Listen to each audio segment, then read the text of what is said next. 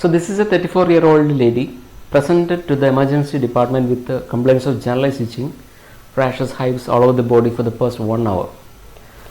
So she had a past history of anaphylactic shock, treated in a local hospital 10 years back. At present, she is in the emergency department, hemodynamic is stable, normal BP and no other complaints other than skin involvement. So you are suspecting this case as a case of anaphylaxis, and the question is, will you give adrenaline for this patient? Last time we discussed about bradyarrhythmia. Today we are going to discuss about how to diagnose and how to approach a case of anaphylaxis. So as you know, anaphylaxis is a fatal disorder that is under-recognized and under-treated. Diagnosis is very important because unnecessarily giving adrenaline, the drug of choice, is associated with fatalities. And also it is important to treat anaphylaxis promptly because it appears to be most responsive to treatment in the early phase, based on the observation that delayed epinephrine injection is associated with increased mortality. However, the diagnosis of anaphylaxis is not always easy to make, particularly if it is in the initial episode. So it's important to recognize anaphylaxis in its early stage because once shock has developed, anaphylaxis may be more difficult to treat. So how to make a diagnosis?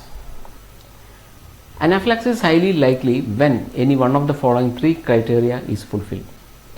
Criteria 1. This gentleman was sleeping at his house and he developed acute onset of illness within minutes to several hours involving the skin.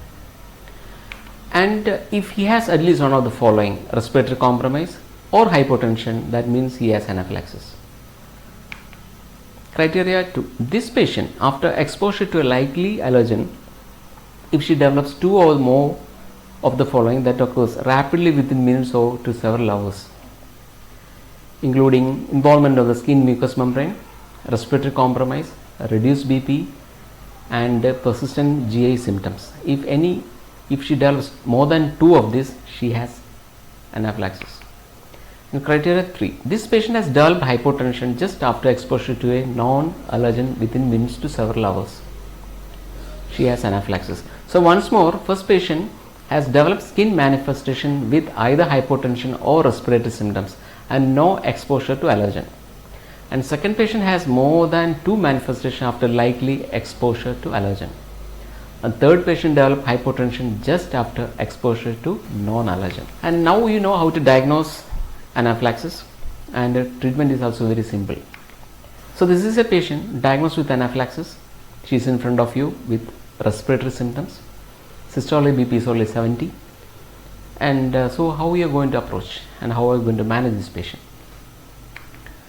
Airway breathing circulation. Start with airway. Immediate intubation if evidence of impending airway obstruction from angioedema. Delay may lead to complete obstruction.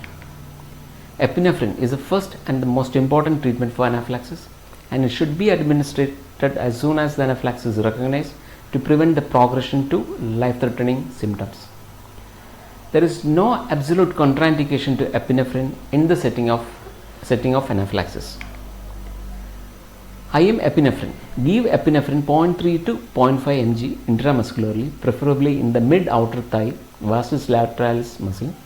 Can repeat every 3 to 15 minutes as needed. If most patients respond to 1, 2 or at most 3 doses. If symptoms are not responding to epinephrine injection, prepare IV epinephrine for infusion. Slow continuous infusion is preferred in patients those who have not responded to IM injection. Start with IV epinephrine infusion at 0.1 microgram per kilogram per minute. Increase it to every 2 to 3 minutes by 0.05 microgram per kilogram per minute until BP and perfusion improves.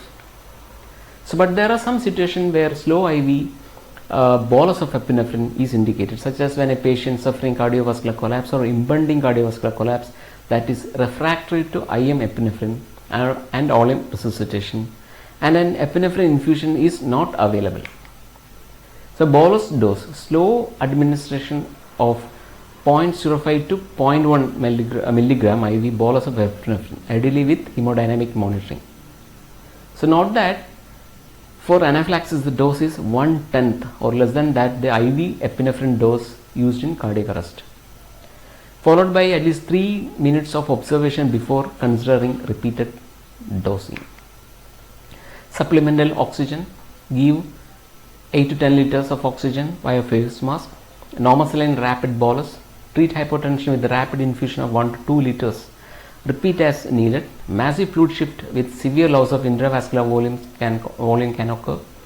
Normal saline is preferred over other solution in most situations because other solutions have potential disadvantages. Salbutamol nebulization for bronchospasm resistant to IM epinephrine. H1 antihistamine, H2 antihistamine. You can consider cetirizine or diphenhydramine. So steroids are commonly given in the treatment of anaphylaxis. However, there is little evidence of benefits. The onset of action of glucocorticosteroids takes several hours. Therefore, this medication do not relieve the initial symptoms and signs of anaphylaxis. For one rationale for giving them theoretically is to prevent the biphasic or the protracted reaction that occurs in case of anaphylaxis. Glucagon for patients taking beta blockers. If a patient taking beta blockers appears to be refractory to anaphylaxis, glucagon can be administered because it has anotropic and chronotropic effects. Adult dosing is 1 to 5 milligram slow IV bolus over 5 minutes, may be followed by infusion.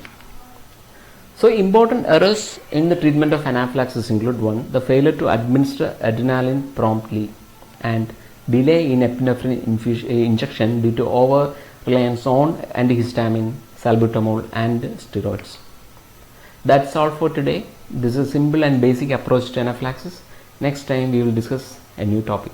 Bye.